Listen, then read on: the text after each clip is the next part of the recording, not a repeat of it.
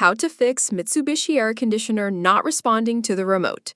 Alright, so if your Mitsubishi air conditioner suddenly stops responding to the remote, it can feel like the whole system is stuck. You press buttons, nothing happens, no beep, no reaction, and it just makes you think something is seriously wrong with the unit. But most of the time, the AC itself is actually fine.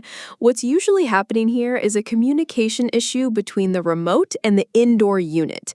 These remotes rely on an infrared signal, so anything that interrupts that signal, even slightly, can stop it from working. It could be something simple like weak batteries, the remote not being pointed correctly, or even a small system glitch.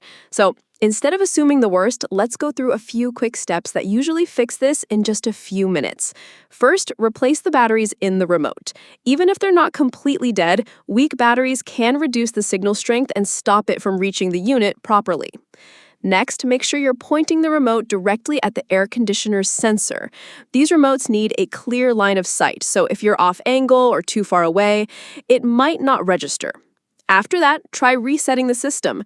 Turn the air conditioner completely off from the power source, not just the remote. This helps clear any temporary glitches in the system. Wait a short moment before turning it back on. Giving it a few seconds helps the system fully reset before restarting. Then, check the sensor area on the indoor unit. Dust or dirt can block the signal, so wipe it gently to make sure it's clear. Once everything is done, turn the AC back on and test the remote again to see if it responds.